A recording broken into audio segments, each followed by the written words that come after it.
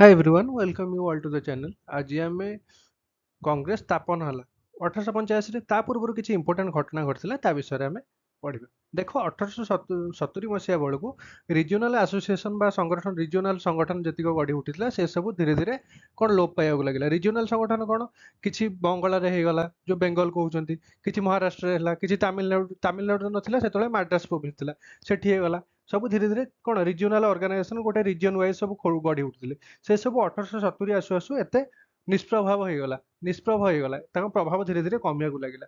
ତେଣୁ western educated Indian ମାନେ ଯୋଉମାନେ ଥିଲେ ଆଉ ଏନଲାଇଟେଡ ଇଣ୍ଡିଆନ୍ସ ମାନେ ସେମାନେ କହିଲେ ଏଇ ଯୋଉ ରିଜିଓନାଲ ଆସୋସିଏସନ ଗୁଡା ଗଢିକି ଏଥିରେ କିଛି ଅଧିକ ଆମେ ଲାଭ ଉଠେଇ ପାରିବା ନାହିଁ ବା ଆମେ ଯୋଉ ଚାହୁଁଛନ୍ତି ଆମର ଫ୍ରିଡମ ସେଟା ପାଇପାରିବା ନାହିଁ। ତେଣୁ ଏନଲାଇଟେଡ ଇଣ୍ଡିଆନ ଆଉ ୱେଷ୍ଟର୍ଣ୍ଣ ଏଜୁକେଟେଡ ଇଣ୍ଡିଆନ ମାନେ ମିଶିକି ଚାହିଁଲେ ଗୋଟେ ଅଲ ଇଣ୍ଡିଆ ଲେଭେଲ ଅର୍ଗାନାଇଜେସନ ଗଢିବେ, ସର୍ବ ଭାରତୀୟ ସ୍ତରର ଗୋଟେ ଅର୍ଗାନାଇଜେସନ ଗଢିବେ। ସେଥିପାଇଁ ସେମାନେ ଚାହିଁଲେ କି ଆମ ରାଇଟ ଗୁଡା କେମିତି ଧୀରେ ଧୀରେ ମିଳିବ, ସେଥିପାଇଁ ତାଙ୍କର ପ୍ରୟାସ ଜାରି କଲେ।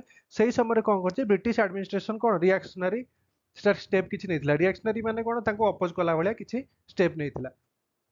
ଏକ୍ସାମ୍ପଲ ହିସାବରେ ଆମେ ନେଇପାରିବା 1877 ମସିହାରେ ଦିଲ୍ଲୀ ଦରବାର ଗୋଟେ ଷ୍ଟାର୍ଟ ହେଲା। ଦିଲ୍ଲୀ ଦରବାର ଯୋଉ ଆରମ୍ଭ ହେଇଥିଲା, କଣ ପାଇଁ ଦିଲ୍ଲୀ ଦରବାର ଆରମ୍ଭ ହେଲା ନା ତାଙ୍କର ଯୋଉ କୁଇନ୍ ଥିଲେ ଭିକ୍ଟୋରିଆ, ତାଙ୍କୁ ଗୋଟେ ସମ୍ମାନ ଦିଆଯିବ, ଗୋଟେ ଟାଇଟଲ ଦିଆଯିବ ନା କେଶରୀ ହିନ୍ଦ। ସେ ସମୟରେ ଥିଲେ କିଏ? ଲିଟନ ଥିଲେ କଣ ଆଡମିନିଷ୍ଟ୍ରେଟର ଥିଲେ। ଏଇ କଥା ମନେ ରଖ, ଦିଲ୍ଲୀ ଦରବାର ଯେତେବେଳେ ହଉଥିଲା 1877 ମସିହାରେ ସେ ସମୟରେ ଫେମିନ ପଡିଥିଲା, ମାନେ ଦୁର୍ଭିକ୍ଷ ପଡିଥିଲା, ଲୋକମାନେ ଖାଇବାକୁ ପାଉନଥିଲେ। ସେ ସମୟରେ ସେମାନେ ଦିଲ୍ଲୀ ଦରବାର ଆୟୋଜନ କରିକି କଣ ଗୋଟେ ଟାଇଟଲ ଦବାକୁ ତାଙ୍କ କୁଇନ୍ କୁ ଡକେଇଥିଲେ। ଏଟା କୋଉ ଭଳିଆ ଘଟଣା ଥିଲା ଭାବ। ତାପରେ ଆସୁଥିଲା vernacular press act. Vernacular press act ମାନେ କଣ? ଭର୍ଣ୍ଣାକୁଲାର ମାନେ ରିଜିଓନାଲ ଲାଙ୍ଗୁଏଜ, ଆଞ୍ଚଳିକ ଭାଷାରେ ଯୋଉ ନ୍ୟୁଜ ପେପର ଥିଲା। 1878 ମସିହାରେ ଗୋଟେ ଆକ୍ଟ ଆସିଲା, ତାକୁ ମାନେ ଗ୍ୟାଗିଂ କରିଦେଲେ ପୁରା। ଇଏ ଭଲସେ ମାନେ ପଏଣ୍ଟ ଅଫ ଭ୍ୟୁ ନିଜର ରଖିପାରିବନି, ଇଂରେଜ ମାନଙ୍କ ଏଗେନଷ୍ଟରେ ହେଲେ ତାକୁ ବନ୍ଦ କରିବେ। ବହୁତ ଗୁଡେ ଘଟଣା ଅଛି, ଆମେ ପରବର୍ତ୍ତୀ ସମୟରେ ତାକୁ ଭଲସେ ପଢିବା।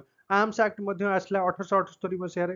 ତାପରେ ଇଲବର୍ଟ ବିଲ୍ କଣ୍ଟ୍ରୋଭର୍ସି ହେଲା। ଇଲବର୍ଟ ବିଲ୍ କଣ୍ଟ୍ରୋଭର୍ସି କଣ ନା 1883 ମସିହାରେ ଏଇଟା ଗୋଟେ ବିଲଟେ ଆସିଲା କି ଇଣ୍ଡିଆନ ଜଜ ମାନେ ମଧ୍ୟ ୟୁରୋପିଆନ ମାନେ କଲପ୍ରିଟ ମାନଙ୍କ କେସକୁ ଟ୍ରାଏ କରିପାରିବେ, କିନ୍ତୁ ସେମାନେ ରାଜି ହେଲେନି। ତା ଫଳରେ ପରବର୍ତ୍ତୀ ସମୟରେ ସେଟା ଆମେଣ୍ଡ ହେଇଥିଲା।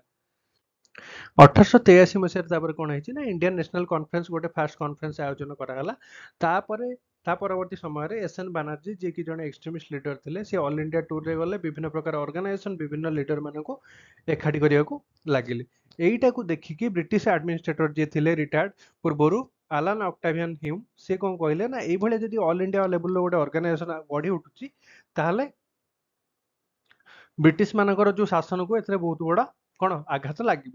ତେଣୁ ସିଏ କଣ କଲେ ନା ବିଭିନ୍ନ ପାର୍ଟର ଲିଡର ଯୋଉମାନେ ଥିଲେ ଇଣ୍ଡିଆର, ସେମାନଙ୍କୁ ସବୁ କଣ୍ଟାକ୍ଟ କରିକି ଗୋଟେ ଅର୍ଗାନାଇଜେସନ ଗଠନ କଲେ 1885 ମସିହାରେ, ଯାହାର ନାଁ ଇଣ୍ଡିଆନ ନ୍ୟାସନାଲ କଂଗ୍ରେସ ଥିଲା।